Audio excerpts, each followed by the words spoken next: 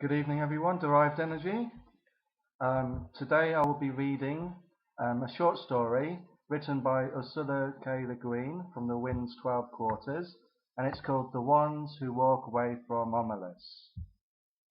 So, without further ado, let me begin. The Ones Who Walk Away from Omelas. With a clamour of bells that set the swallows soaring, the festival of summer came to the city Omelas, bright towered by the sea. The ringing of the boats in harbour sparkled with flags.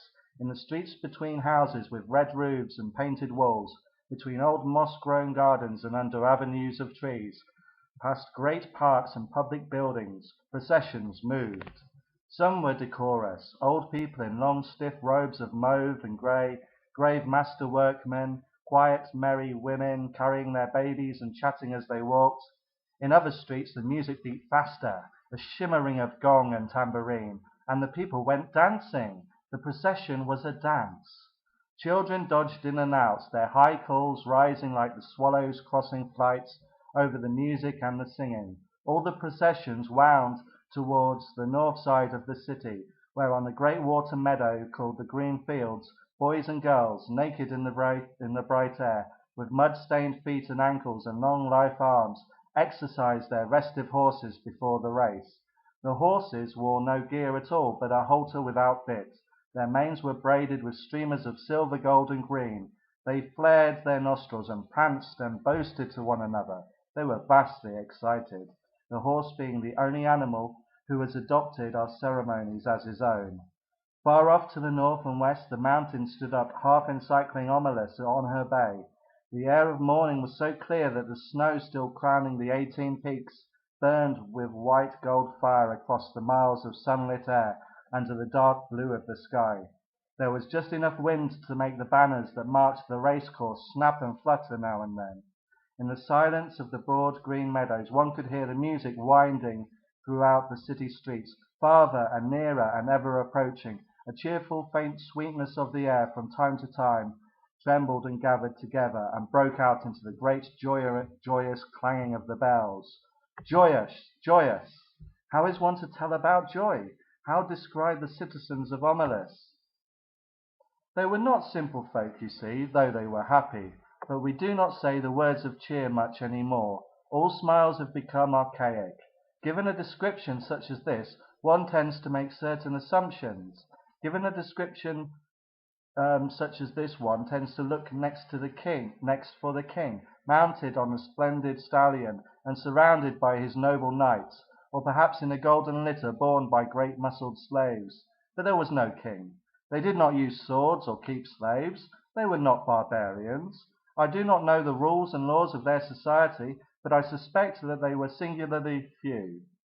As they did without monarchy and slavery, so they also got on without the stock exchange, the advertisement, the secret police, and the bomb. Yet I repeat that these were not simple folk, not dulcet shepherds, noble savages, bland utopians. They were not less complex than us.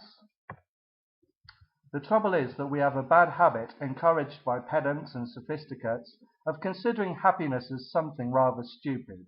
Only pain is intellectual, only evil interesting. This is the treason of the artist, a refusal to admit the banality of evil and the terrible boredom of pain. If you can't lick 'em, join 'em. If it hurts, repeat it. But to praise despair is to condemn delight. To embrace violence is to lose hold of everything else. We have almost lost hold. We can no longer describe happy man, nor make any celebration of joy. How can I tell you about the people of Omelas? They were not naive and happy children, though their children were, in fact, happy. They were mature, intelligent, passionate adults whose lives were not wretched. Oh, miracle! But I wish you could describe it better. I wish I could convince you. Omelas sounds in my words like a city in a fairy tale. Long ago and far away, once upon a time. Perhaps it would be best if you imagined it as your own fancy bids, assuming it will rise to the occasion, for certainly I cannot suit you all. For instance, how about technology? I think that there would be no cars or helicopters in and above the streets. This follows from the fact that the people of Omelas are happy people. Happiness is based on a just discrimination of what is necessary, what is neither necessary nor destructive, and what is destructive. In the middle category, however, that of the unnecessary but undestructive, that of comfort, luxury, exuberance, etc., they could perfectly well have central heating, subway trains, washing machines, and all kinds of marvelous devices not yet invented here. Floating light sources, fuelless power, a cure for the common cold, or they could have none of that. It doesn't matter. As you like it. I incline to think that people from towns up and down the coast have been coming to Omelas during the last days before the festival on very fast little trains and double-deck trams, and that the train stations of Omelas is actually the handsomest building in town, though plainer than the magnificent farmers' market. But even granted trains, I fear that Omelas so far strikes some of you as goody-goody. Smiles, bells, parades, horses, blah. If so, please add an orgy. If an orgy would help, don't hesitate. Let us not, however... Oh, I've lost my place. Let us not, however, have temples from which issue beautiful nude priests and priestesses already half in ecstasy and ready to copulate with any man or woman, lover or stranger, who desires union with the deep Godhead of the blood, although that was my first idea. But really, it would be better not to have any temples in Omelas, at least not manned temples. Religion, yes; clergy, no. Surely the beautiful nudes can just wander about, offering themselves like divine suffles to the hunger of the needy and the rapture of the flesh. Let them join the procession. Let tambourines be struck above the copulations, and the glory of desire be proclaimed upon the gongs. And not an unimportant point, let the offspring of these delightful rituals be beloved and looked after by all. One thing I know there is none of in Omelas is guilt. But what else should there be? I thought at first that there were no drugs, but that is puritanical for those who like it. The faint insistent sweetness of dews may perfume the ways of the city, dews which first brings a great lightness and brilliance to the mind and limbs, and then after some hours a dreamy languor, and wonderful visions at last of the very arcane and inmost secrets of the universe, as well as exciting the pleasure of sex beyond all belief. And it is not habit-forming. For more modest tastes, I think there ought to be beer. What else? What else belongs in the joyous city? The sense of victory, surely. The celebration of courage. But as we did without clergy, let us do without soldiers. The joy built upon successful slaughter is not the right kind of joy. It will not do. It is fearful, and it is trivial. A boundless and generous contentment, a magnanimous triumph felt not against some outer enemy, but in communion with the finest and fairest in the souls of all men everywhere, and the splendour of the world's summer. This is what swells the hearts of the people of Omelas, and the victory they celebrate is that of life. I don't think many of them need to take drugs. Most of the processions have reached the green fields by now. A marvellous smell of cooking goes forth from the red and blue tents of the provisioners. The faces of small children are amiably sticky. In the benign grey beard of a man, a couple of crumbs of rich pastry are entangled. The youths and girls have mounted their horses and are beginning to group against the starting line of the course. An old woman, small, fat, and laughing, is passing out flowers from a basket, and tall young men wear her flowers in their shining hair. A child of 9 or 10 sits at the edge of the crowd alone, playing on a wooden flute. People pause to listen, and they smile, but they do not speak to him, for he never ceases playing and never sees them, his dark eyes wholly wrapped in the sweet thing magic of the tune. He finishes, and slowly lowers his hands holding the wooden flute.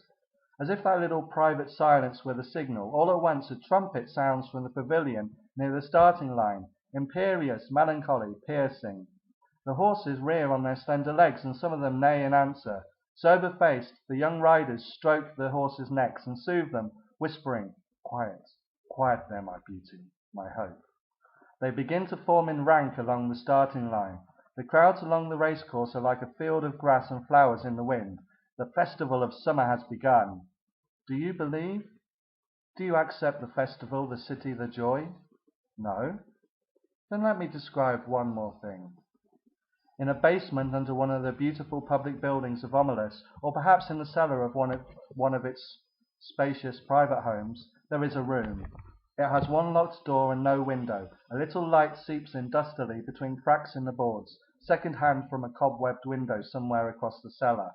In one corner of the little room, a couple of mopes with stiff-trotted, foul-smelling heads stand near a rusty bucket.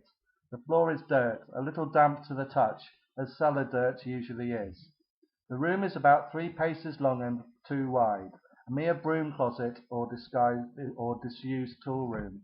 In the room a child is sitting. It could be a boy or a girl. It looks about 6, but actually is nearly 10. It is feeble-minded.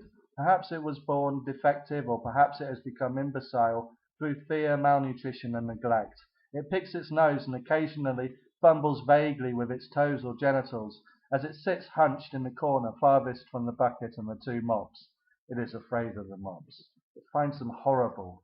It shuts its eyes, but it knows the mops are still standing there, and the door is locked and nobody will come. The door is always locked, and nobody will come. The door is always locked, and nobody ever comes, except that sometimes the child has no understanding of time or interval. Sometimes the door rattles terribly and opens, and a person or several people are there. One of them may come in and kick the child to make it stand up. The others never come close, but peer in at it with frightened, disgusted eyes. The food bowl and the water jug are hastily filled. The door is locked, the eyes disappear. The people at the door never say anything, but the child, who has not always lived in the tool room and can remember sunlight and its mother's voice, sometimes speaks. "I will be good," it says. "Please let me out. I will be good." They never answer. The child used to scream for help at night and cry a good deal, but now it only makes a kind of whining, "Yee-ha, yee-ha," and it speaks less and less often. It is so thin that there are no calves to its legs. Its belly protrudes. It lives on a half bowl of cornmeal and grease a day. It is naked. Its buttocks and thighs are a mass of festered sores, as it sits in its own excrement continually. They all know it is there, all the people of Omelas. Some of them have come to see it. Others are content merely to know it is there. They all know that it has to be there. Some of them understand why, and some do not, but they all understand that their happiness, the beauty of their city, the tenderness of their friendships, the health of their children, the wisdom of their scholars, the skill of their makers, even the abundance of their harvest, and the kindly weathers of their skies, depend wholly on this child's abominable misery. This is usually explained to children when they are between 8 and 12, whenever they seem capable of understanding, and most of them, those who come to see the city, are young people, though often enough an adult comes or comes back to see the child. No matter how well the matter has been explained to them, these young spectators are always shocked and sickened at the sight. They feel disgust, which they had thought themselves superior to. They feel anger, outrage, impotence, despite all the explanations. They would like to do something for their child, but there is nothing they can do. If the child were brought up into the sunlight out of that vile place, if it were cleaned and fed and comforted, that would be a good thing indeed. But if it were done in that day and hour, all the prosperity and beauty and delight of Omelas would wither and be destroyed. Those are the terms. To exchange all the goodness and grace of every life in Omelas for that single small improvement, to throw away the happiness of thousands for the chance of happiness of one, that would be to let guilt within the walls indeed. The terms are strict and absolute. There may not even be a kind word spoken to the child. Often the young people go home in tears, or in a tearless rage, when they have seen the child and faced this terrible paradox. They may brood over it for weeks or years, but as time goes on they begin to realize that even if the child could be released, it would not get much of its freedom. A little vague pleasure of warmth and food, no real doubt, but little more. It is too degraded and imbecile to know any real joy. It has been afraid too long ever to be free of fear. Its habits are too uncouth for it to respond to humane treatment. Indeed, after so long it would probably be wretched without walls about it to protect it, and darkness for its eyes, and its only excrement to sit in,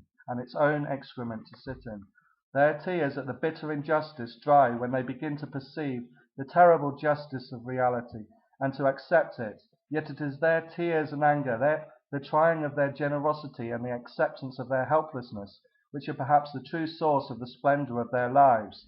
Theirs is no vapid, irresponsible happiness. They know that they, like the child, are not free. They know compassion. It is the existence of the child and their knowledge of its existence that makes possible the nobility of their architecture, the poignancy of their music, the profundity of their science. It is because of the child that they are so gentle with children. They know that if the wretched one were not there snivelling in the dark, the other one, the flute player, could make no joyful music, as the young riders line up in their beauty for the race in the sunlight of the forced morning of summer. Now do you believe them? Are they not more credible? But there is one more thing to tell, and this is quite incredible. At times one of the adolescent girls or boys who go see the child does not go home to weep or rage, does not in fact go home at all. Sometimes also a man or a woman, much older, falls silent for a day or two, then leaves home. These people go out into the street and walk down the street alone. They keep walking and walk straight out of the city of Omelas through the beautiful gates. They keep walking across the farmyards of Omelas. Each one goes alone, youth or girl, man or woman.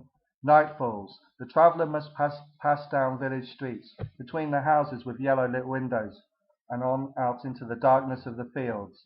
Each alone they go west or north, towards the mountains. They go on. They leave Omelas. They walk ahead into the darkness, and they do not come back.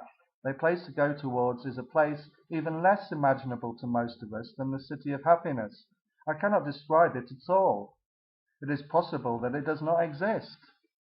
But they seem to know where they are going, the ones who walk away from Omelas.